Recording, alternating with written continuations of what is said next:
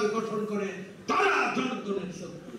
আমাদের এই শ্রমিকের কাছ থেকে শেখা যায়, শ্রমিকেরা সাধারণ সভা করে হাত তুলে একটা কমিটি করে দিতে পারত, কিন্তু দৃষ্টান্ত স্থাপনের জন্য আমি এই অনুকরণীয় সিদ্ধান্তের জন্য আপনাদের প্রতি স্যালুট জানাচ্ছি। আমি আগে এতগুলো কথা বললাম, আপনারা যদি বিরক্ত হন ক্ষমা করে দেবেন। আমার সেই দিনই হব আমি শান্ত, সত্যিকার অর্থে বাংলাদেশের গরিব মানুষের সাথে একই সাথে যখন আমরা উচ্চারণ করব আমরা আজকে সফল হয়েছি।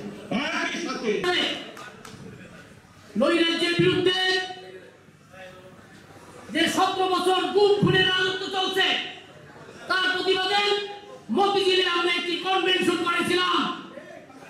জনাব শিমুল বিশ্বাস এবং ফয়েজ ভাইয়ের নেতৃত্বে 21টি বেসিক ইউনিয়ন ছিল আমাদের। এদেশে শত শত বেসিক ইউনিয়ন আছে, কেউ আসে নাই। মাত্র 21টি বেসিক ইউনিয়ন এবং জাতীয়তাবাদী দল, শ্রমিক দল সমন্বয়ে আমরা মতিঝিলে একটি শ্রমিক কনভেনশন করেছিলাম। যেই শ্রমিক কনভেনশন দীর্ঘ 10 বছরে বাংলাদেশে এত বড় হয় নাই। 30,000 লোকের সমাগম হয়েছিল। সেই শ্রমিক কনভেনশনে এই মিশুক শ্রমিক ইউনিয়ন একটি পার্ট। 29 21টি বেসিক ইউনিয়নের মধ্যে একটি বেসিক ইউনিয়ন। আমরা এই দেশে ক্রান্তি লগ্নে, এই দেশের দুঃসময়ে 29 কিন্তু লাল পতাকা উর্ধে তুলে ধরে। সংগ্রামী বন্ধুগণ, আমাদের মাঝে প্রধান অতিথি হিসাবে উপস্থিত হওয়ার কথা জনাব হুমায়ুন কবির খান, সাধারণ সম্পাদক বাংলাদেশ সড়ক পরিবহন শ্রমিক ফেডারেশন।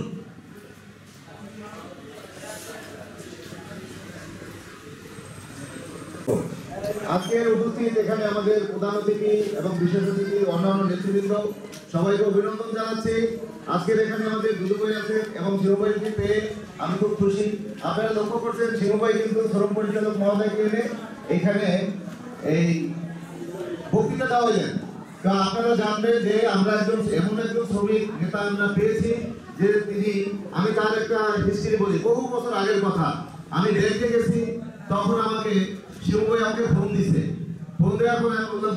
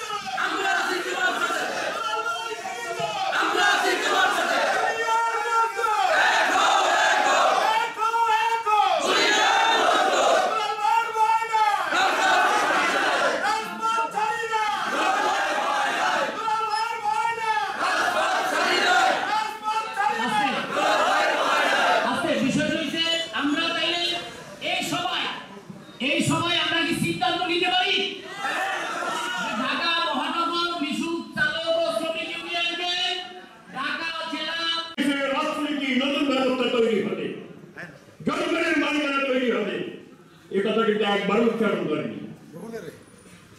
আমাদের 72-এর যে সংবিধান, সেই সংবিধানের 3 ধরনের মালিকানা বলা হয়েছে। আমাদের অর্থনীতির 3 ধরনের মালিকানা থাকবে। একটা হচ্ছে রাষ্ট্রায়ত্ত মালিকানা, বেসরকারি মালিকানা, সমবায় মালিকানা। এই 3 ধরনের মালিকানার অর্থনীতি পরিচালিত হবে বাংলাদেশে। এই সরকারকে একবার বলেছে যে আমরা বেসরকারি মালিকানা চাই না, আমরা মুনাফা বৃদ্ধি করে কারখানা চাই না। পুঁজির ধর্ম হচ্ছে মুনাফা। যোগ যেমন রক্ত না খেলে বাঁচে না, মশা যেমন রক্ত না খেলে বাঁচে না, 24 ঘন্টা বাঁচতে পারে না। পুঁজি একদিন বাঁচবে না যদি সে শোষণ না করতে পারে। আমার শ্রমিক আন্দোলনের বয়স 40 বছর পার হল। বলা হয়েছে, অনিবার্য বিপ্লবের কথাও বলা হয়েছে, এবং শ্রমিক শ্রেণীকে নিয়ে শ্রমিক শ্রেণীর নেতৃত্বে সরকার গঠনের স্বপ্নও আমরা পেয়েছি। তো এই বিষয়ে একটা স্লোগান আমরা করেছিলাম প্রায় 32 বছর আগে। আপনাকে সেই স্লোগানটা জানেন? এই মুহূর্তে দরকার শ্রমিক শ্রেণীর সরকার। আমরা তিনবার বলি, এই মুহূর্তে দরকার, এই মুহূর্তে দরকার শ্রমিক শ্রেণীর সরকার, শ্রমিক শ্রেণীর সরকার। ধন্যবাদ। কথা সবাইকে ঐক্যবদ্ধ করে বাংলাদেশ সড়ক পরিবহন কর্পোরেশন গড়ে তোলায় যখন আমরা কাজ করি, এই অটোরিকশা চালক হিসাবে এখন অনেক নাম আসছে। অটোরিকশা হিসাবে পূর্ব পাকিস্তানে পরিচিত ছিল। অটোরিকশারই বিভিন্ন নামে নামকরণে আসছে, যেভাবে কোম্পানিগুলো যানবাহনের নাম দিয়েছে, রেজিস্ট্রেশন পাওয়ার সুবিধার্থে সেই নামকরণগুলো সংযোজন করে আমাদের এগুলো। যেরকম ঢাকা মহানগর মিশুক চালক এখন সিএনজি অটোরিকশা মিশুক চালক সংযুক্ত করা হচ্ছে। আজকে দুইটি উদ্দেশ্য। একটি হচ্ছে এই সংগঠনের নামকরণ পরিবর্তনটা সাধারণ সভায় সর্বসম্মতিক্রমে অনুমোদন করা। আমন্ত্রিত যে সমস্ত অতিথিরা রয়েছে তারা এর সাক্ষী। আর শ্রম দপ্তরের উপপরিচালক যিনিরা আসছেন, উনি স্বচক্ষে এটা দেখে উনি যখন রিপোর্ট দেবেন তখন শ্রম দপ্তরের পরিচালক তার অনুমতিক্রমে আপনাদের সংগঠনের কার্যক্রম, কার্যকরী কমিটি, নাম পরিবর্তন সহ যাবতীয় কাজে উনি সম্মতি জ্ঞাপন করবেন, স্বীকৃতি দেবেন। আর এই স্বীকৃতি প্রাপ্তিটাই আজকের সাধারণ সভার প্রথম উদ্দেশ্য, প্রাথমিক উদ্দেশ্য। তারপরে শ্রমিকদের যখন জমায়েত, শ্রমিকদের যখন সভা, তখন শ্রমিক স্বার্থ সংশ্লিষ্ট অনেক কথা বলতে পারে। আমি আমাদের উপপরিচালক সাহেব, আমি ওনার পাশে দাঁড়িয়ে ওনার সাথে কথোপকথন করছিলাম। জাস্ট ওনার সাথে আমার শ্রম দপ্তরের অনেকের সাথে আমার ব্যক্তিগতভাবে বিভিন্ন কারণে দেখা হয়, কথা হয়, আলোচনা হয়। তো উনি